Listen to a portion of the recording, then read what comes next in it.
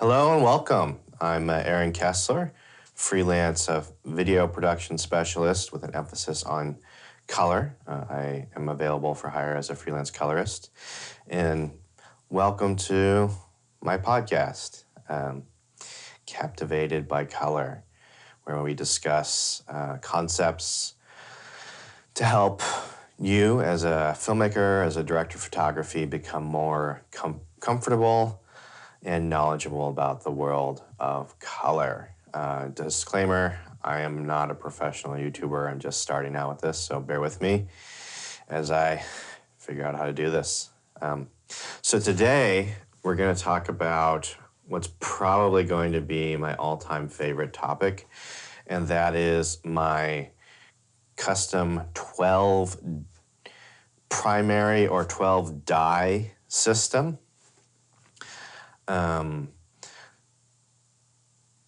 So before I get into that, I'll mention that over the course of my career as a colorist, which as a professional, dedicated colorist doing only color, it's very short, but I have been interested in color and obsessed with it for quite some time.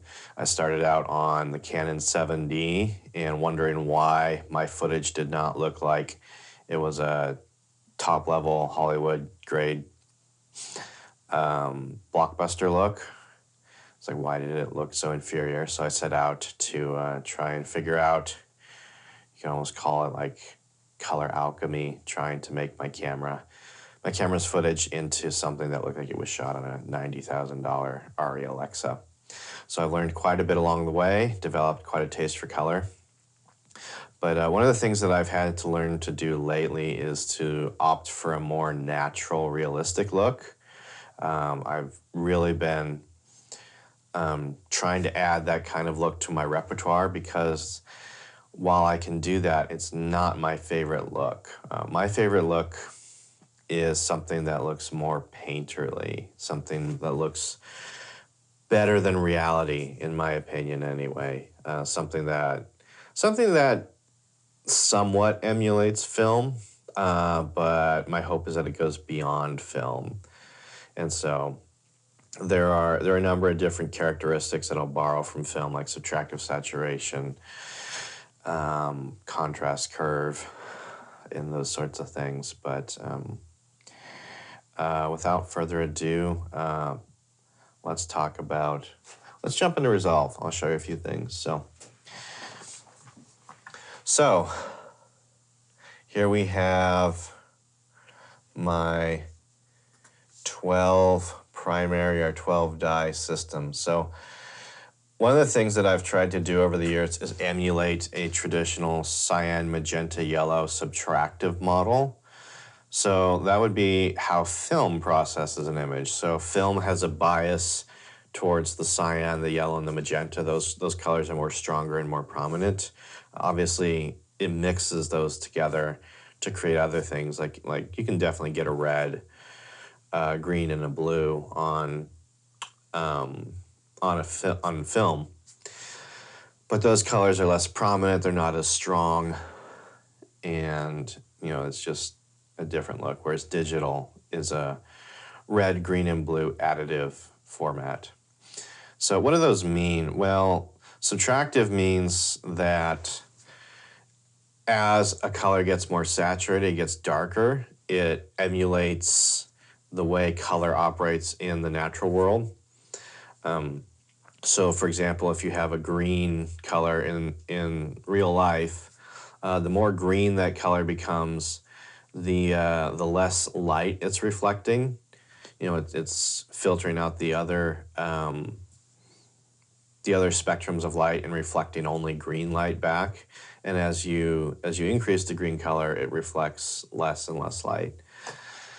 And the same with paint. So as you add more green paint or cyan paint for that matter, the darker it appears to get. One thing that's important to note is that it doesn't get incredibly dark. Like I've seen some subtractive saturation DCTLs or density DCTLs that just really incredibly darken the image rather than make it look solid and rich. So they go too far, in my opinion. So we're trying to get subtractive saturation with this model. One of the things we're trying to get as well is an equal richness and density across the entire spectrum of colors. So there's a few things going on here. These are more like preparation kind of nodes. We've got our conversion to RE. Log C here. I've got a custom gamma adjustment to adjust middle gray to the proper middle gray of the color space. This is just like a color balance. This is, what is that? Then we transform into DaVinci Wide Gamut. This is a key trying to take down some of the saturation, the highly saturated area, so it'll process correctly. Here's like a kind of a preparatory or negative contrast curve. What is this? This is Tetra. Did Tetra to bring out some of that cyan, magenta, yellow a little bit. And this is where the fun happens. So what I have done is I have created 12, quote, dyes, or these are our primary colors. So instead of just using cyan, magenta, and yellow colors, I wanted to expand that out to include red, green, and blue, and also the tertiary colors, cyan blue, cyan green, magenta blue, magenta red, yellow green, and yellow red, which yellow red is actually, if we turn this on, yellow red is actually right on the dot on our skin tone line. So we have a dedicated dye for skin tone, which is really amazing. I've gotten better skin tones out of this than I have just about any other process. So what do these dyes do? Why do we bother even making them? So, well, there's two functions to these dyes. One, we want the colors to behave in a more painterly fashion.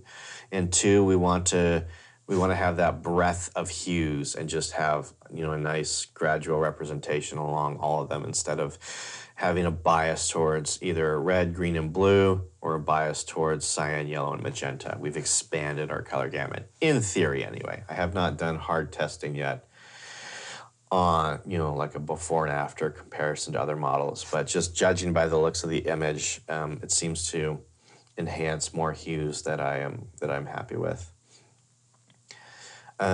So how do I make these dyes? Well, throughout the years, I've come up with several techniques, usually inside of Resolve, and gotten less than stellar results. But I actually decided one day to make them in a color look development tool called Color.io, which does a lot of really cool things, doesn't really break the image, you know, has a lot of subtle yet rich adjustments, advertises itself as a sort of film emulator, which maybe it is, maybe it isn't, take it or leave it, but it is actually one of my favorite tools and great for look development. But I use just one of the functions of that tool in order to create my different dyes. And then after that, I added a little subtractive saturation and density using pixel tools, which is advertised as the #1 subtractive saturation tool choice by artists. I have tried a number of subtractive saturation DCTLs, and I could probably say this is the best one. You know, it gets you results that look more like paint than light. And that is really the goal that I'm after in these more favorite looks of mine, is to make the image look like a painting and less like a cell phone where it's like a lot of bright, garish, overly saturated colors. Yeah. So we do that, and then I do a number of normalization settings. I've got a chroma blur here. Some more saturation to normalize the image. More saturation. a few other adjustments. And then here I've got a contrast curve that I made in Color IO. I really like their contrast curve. I've also, contrast curve plus a Rec 709 by RE conversion. So I do have that conversion going on here. But the contrast curve in Color IO really preserves some of those natural hues of colors. I've experimented with doing just a basic Rec 709 conversion and also just adding contrast, to manually normalize the image, which a lot of colorists say you should never do. Maybe they're right, maybe they're wrong. And this conversion with Color IO is, I found, to be the best out of that. So that is, here's the end result. It might require some further tweaking, but this is the basic look. As you can see, nice skin tone adjustment right on the line. Of course, you can always adjust this to be more magenta or yellow as you desire. I prefer this. I prefer skin tones right on the vector scope. That's just a personal preference. If a client wants it otherwise, I can definitely accommodate that. But the fact that out of the box without, I am doing a hue adjustment, so they do look a little more on the reddish side.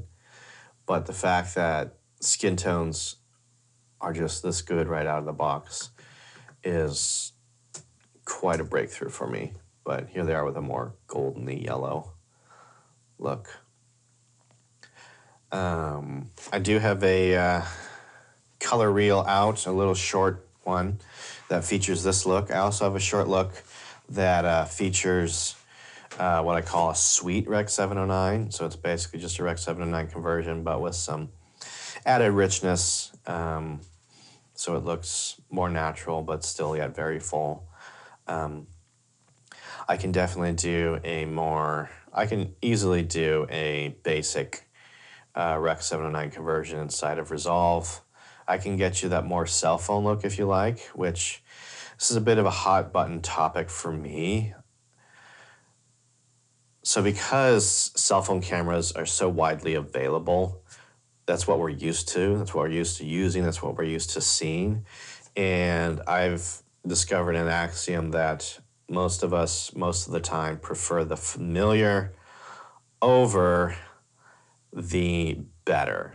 So if we're familiar with a lower quality camera, but that's what we use all the time, that's what we see all the time, we're going to think that's the best. We're going to prefer that over something better. If you go to McDonald's all the time, you're going to love McDonald's, and then you go to a fine restaurant made by the most talented chefs possible, you're going to prefer McDonald's, probably, because there's a sentimental attachment to it. Same with color, because of the prevalence of the Rec 709, basic Rec 709, poor quality cell phone camera look. Most of us are conditioned to look at that and think it's better. I disagree. My taste is much more towards, a traditional film look, maybe even an old Technicolor look.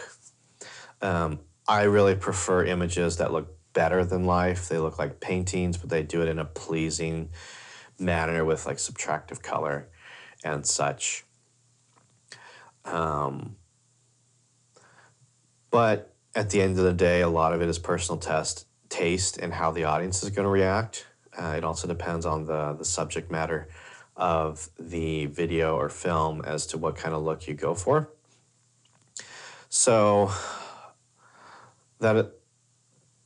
while that's my favorite look, whenever I approach a project, it's always what is at the service of the project and how can we make a pleasing image that also evokes the emotion of the story, as well as other technical considerations like time of day and location and that sort of thing. So hope that was helpful. Hope that was interesting. I hope you too prefer a more painterly look. Go check out my website, my color reels. I'll provide links to those in the description of this video. And thank you for watching, and join us next time.